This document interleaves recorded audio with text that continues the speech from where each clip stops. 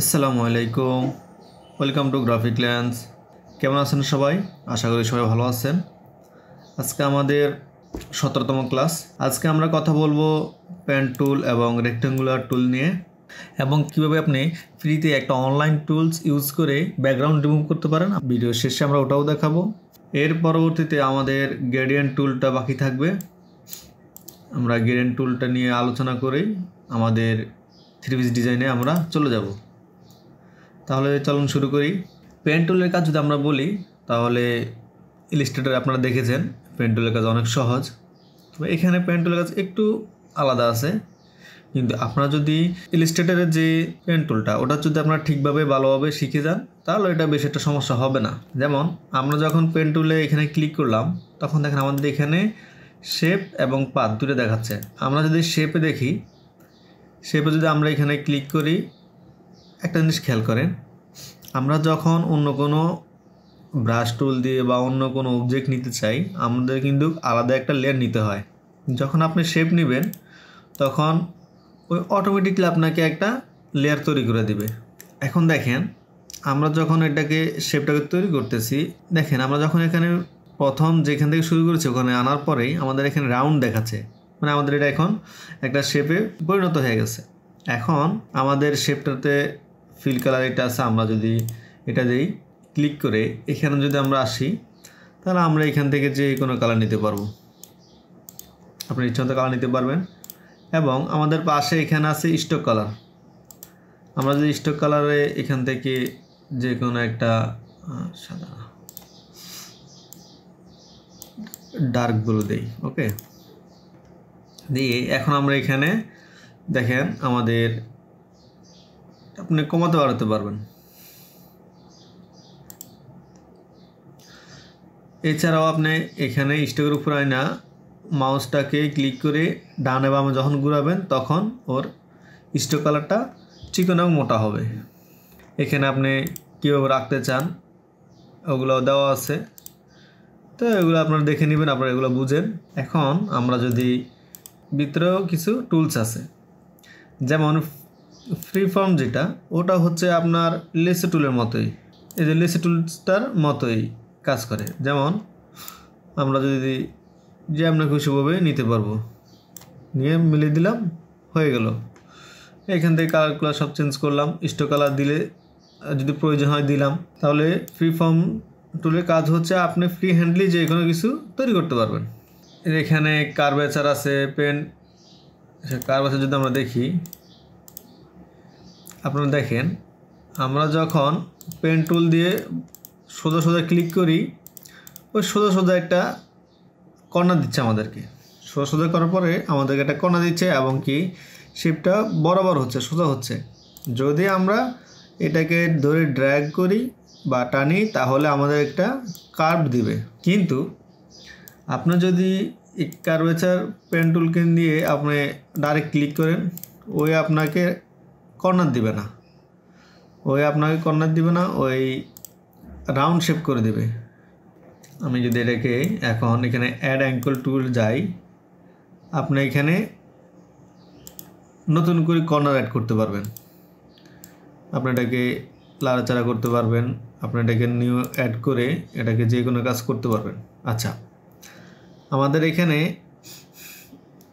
দুটো যে ডান্ডা আছে বা অ্যাঙ্কর পয়েন্ট আছে, এগুলো যদি আমরা লাড়াচাড়া করি, দেখেন এ সাইডেও লাড়াচাড়া হচ্ছে, এ সাইডেও হচ্ছে, দুই সাইডেই ওই কাজ করতেছে। এখন আমি যদি এটাকে অল্টার প্রেস করে এখন আমি যদি এটাকে লাড়াচাড়া করি, তাহলে কি হচ্ছে, অল্টার প্রেস করার কারণে আপনি ওটাকে আলাদা আলাদাভাবে কাজ করতে পারতেছেন। ওকে, অ্যাড অ্যাঙ্কর পয়েন্ট এবং মাইনাস অ্যাঙ্কর পয়েন্ট, ওটার কাজ তো আপনারা জানেনই, তাও একবার একটু দেখাই দিই।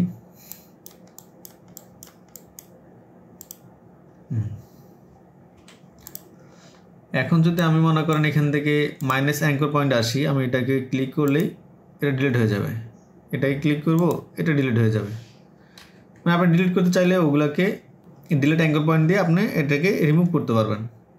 আর কনভার্ট পয়েন্ট যদি আমি দেখি, ক্লিক করব, এখানে কর্নার তৈরি হয়ে যাবে। আমি যদি আপনাদেরকে আরেকটু ইয়ে করে দেখাই,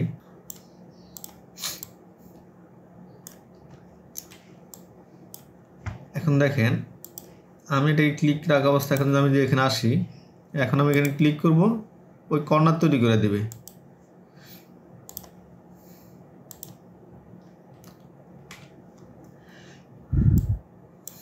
তাহলে আমাদের পেন টুলের কাজ আপনারা আশা করি বুঝছেন। আমরা পেন টুল দিয়ে এই ব্যাকগ্রাউন্ড রিমুভ করার কাজ করব, ওটা আমি একটু পরে দেখাচ্ছি। এখন আমি যদি এটাকে যাওয়ার পরে শেপে না দিয়ে আমি যদি পাতে দিই, তাহলে কি হবে? পাতে যদি দেই তাহলে ওই আমাদেরকে মানে সিলেকশন দিবে, যেন আমি এটাকে ক্লিক করার পরে ওই কিছু করতেছে না। এখন আমি যদি এখান থেকে নিউ লেয়ার নিয়ে এই রাইট বাটন ক্লিক করে এই যে মেক সিলেকশন, এটাতে ক্লিক করি,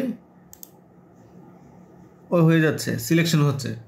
এই সিলেকশন করার পরে আপনি কিবোর্ড থেকেও করতে পারবেন। কিবোর্ড থেকে করবেন কীভাবে? কন্ট্রোল এন্টার প্রেস করবেন, কন্ট্রোল এন্টার প্রেস করলে ও সিলেকশন হয়ে যাবে। এটা হচ্ছে কিবোর্ডের শর্টকাট। তাহলে আপনারা পাত এবং শেপের কাজ বুঝছেন আশা করি। আমরা যখন ব্যাকগ্রাউন্ড রিমুভ করব তখন আমরা পাত দিয়েই ওটাকে রিমুভ করব, আমরা একটু পরে দেখাচ্ছি। এখন যদি আমরা এখানে আসি, এখানে যে রেক্টেঙ্গুলার টুল, বিলিপস টুল, ট্রায়াঙ্গল, এগুলো যদি আমরা দেখি, এগুলোর কাজ সেম ওরকমই। শেপে যদি যখন আমি দেব তখন আপনি এখান থেকে ওকে স্টক দিতে পারবেন, ফিল কালার চেঞ্জ সব কিছু করতে পারবেন, সবগুলোই সেম। আমরা পেন টুল যেভাবে দেখাইছি ওভাবেই সব কিছু করতে পারবেন। ওকে, এখন আমরা মনে করেন এগুলো তো আপনারা জানেন বা বুঝেন। আমরা যেন পলিগনে যাই, পলিগনে যাওয়ার পরে আমি শিফট প্রেস করব যাতে ওই শেপটা ঠিক থাকে, মেজারমেন্টটা ঠিক থাকে।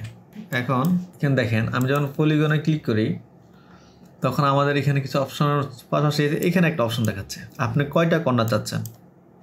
আমি যদি এখান থেকে 10টা দিই, দিয়ে এন্টার দিয়ে এখন যদি আমি এটাকে প্রিন্ট করি, এখন দেখেন ওই 10টা কর্নার হয়ে গেছে।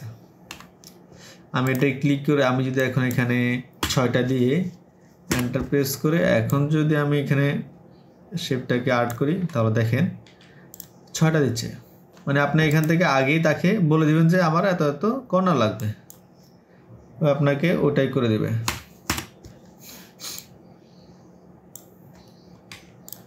আমরা যখন ইলাস্ট্রেটরে 3 কর্নার দিয়ে করছি তখন আমাদের কিন্তু ত্রিভুজ বানিয়ে দিয়েছিল, তাই না? এটা একটু অন্যরকম বানিয়ে দিয়েছে, কারণ এখানে ত্রিভুজের জন্য আলাদাই, ট্রায়াঙ্গেলের জন্য আলাদাই একটা শেপ দিয়ে দিয়েছে। তাহলে আপনারা আশা করি বুঝছেন। আমাদের এখানে আরেকটা আছে কাস্টম শেপ টুল, এটা অনেক সুন্দর এবং কাজের ক্ষেত্রে আমাদের অনেক হেল্প হয়। আমরা যদি দেখি এখানে আসার পর দেখেন কাস্টম শেপ টুল, এটা যদি আমরা ক্লিক করি, এটা ক্লিক করার পরে আমাদের এখানে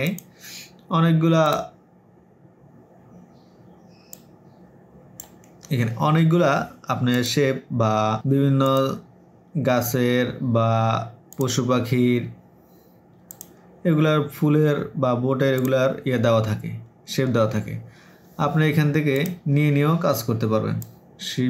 সবসময় শিফট প্রেস করে কাজ করবেন, তাহলে আপনার যে ভেক্টর বা শেপটা আপনি নেবেন ওটার রেজুলেশন বা শেপটা নষ্ট হবে না। আপনি এখানে অনেকগুলো আছে, আপনি দেখবেন এগুলা আপনার কাজের ক্ষেত্রে লাগবে, অনেক সুন্দর।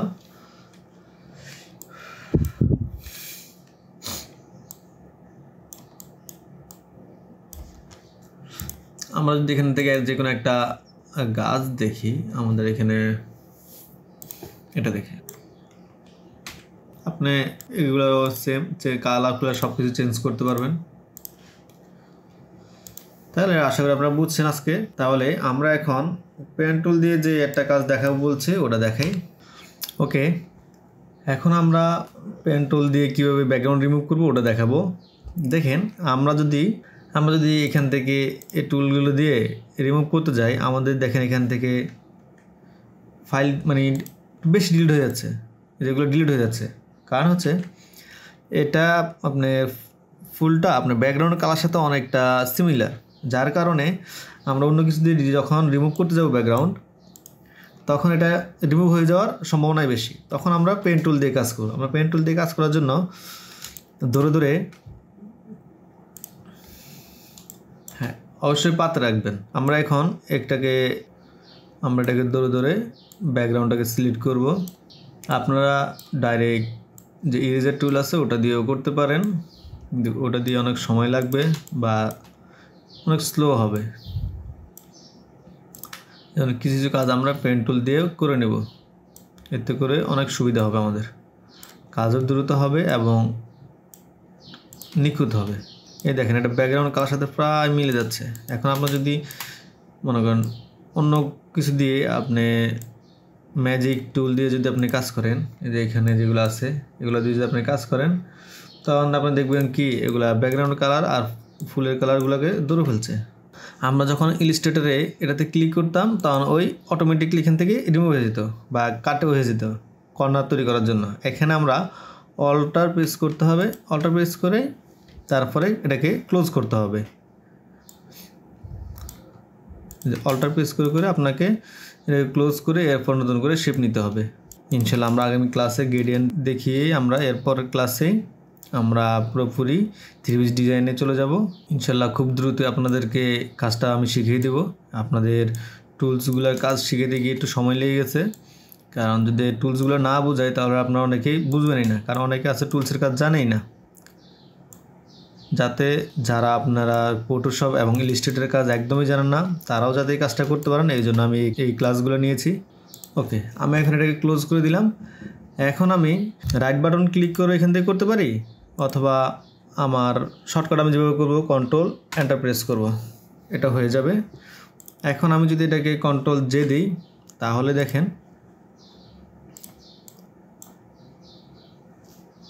আমাদের ব্যাকগ্রাউন্ড রিমুভ কমপ্লিট। আমাদের যে ফুলটা প্রয়োজন ওটা আমরা পেয়ে গেছি, দেখছেন। এখন আমরা যদি এটাকে এই যে কুইক সিলেকশন বা ম্যাজিক ওয়ান দিয়ে করতাম তাহলে ওই ফুল শহরে কেটে ফেলতো, বা এটা দিয়েও যদি করতাম ইরেজার টুল দিয়ে করতাম সেম অবস্থা হতো। এই জন্য কিছু কিছু কাজ আছে আমরা যেটা পেন টুল দিয়েই করতে হবে। এখন আপনাদেরকে একটা ফ্রি ওয়েবসাইট বলে দিচ্ছি, যেখান থেকেও আপনি চাইলে এসব ফুলগুলোকে আপনি ব্যাকগ্রাউন্ড রিমুভ করতে পারবেন। ব্যাকগ্রাউন্ড রিমুভ ক্লিক করলেই প্রথম যেটা আসবে রিমুভ বিজি, এটাতে যাওয়ার পরেই আপনি ফ্রিতে অনেক ইমেজ আপনার যা প্রয়োজন আপনি তাই এখান থেকে রিমুভ করতে পারবেন। যাই প্রয়োজন আপনি তাই এটা এখানে কাজ করতে পারবেন। দেখছেন অনেক সুন্দরভাবে ওই কিন্তু করে দিচ্ছে। এখন আপনার যখন এটা ডাউনলোড করবেন তখন এটা নির্দিষ্ট একটা সাইজ দিবে, ওটা দিয়ে আপনি এটা ডাউনলোড করে নেবেন। এখন আমি এটাকে ফটোশপে যদি ছেড়ে দিই,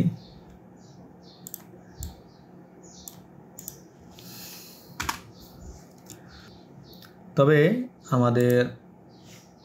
আমরা যখন যেসব ইমেজগুলো আমরা নিজেরা করতে পারবো ওগুলো আমরা করব। এখানে শেপটা অনেক সুন্দর, এটা শেপটা একটু গোলাটা মনে হচ্ছে, আর এটা রেজলিউশনটাও অনেকটা কমে গেছে। আমরা যখন এখান থেকে এটাকে নিব তখন এদের দেখে দিচ্ছে যে আপনি যদি প্রিমিয়াম নেন তাহলে আপনাকে মানে সর্বোচ্চটা দিবে, আর যদি প্রিমিয়াম না নিয়ে আপনি যদি ফ্রিতে ইউজ করেন, ফ্রিতে ইউজ করলে তখন আপনাকে লিমিটেশন থাকে। ওকে, ওইখানে আপনি একটু রেজলিউশন কম থাকে বা একটু ছোটো থাকে। আপনি চাইলে যে কোনো একটা ইমেজের রেজলিউশন কেউ বাড়াবেন ওটাও আমরা সামনে দেখিয়ে দিব। তো যেসব যেমন এরকম ছোটোখাটো ফ্লাওয়ারগুলোকে আপনি যখন ব্যাকগ্রাউন্ড রিমুভ করবেন তখন হাতে করার চেষ্টা করবেন, আর যদি একটু বেশি হিবিজিবি থাকে তাহলে আপনারা এই ওয়েবসাইটটাও ইউজ করতে পারেন। ওকে, আজকের ক্লাস এই পর্যন্তই। আশা করি সবার ভালো লেগেছে। আমাদের চ্যানেলটিকে অবশ্যই সাবস্ক্রাইব করে নেবেন এবং ভিডিওগুলোতে লাইক কমেন্টস করবেন। ওকে, আল্লাহ হাফেজ।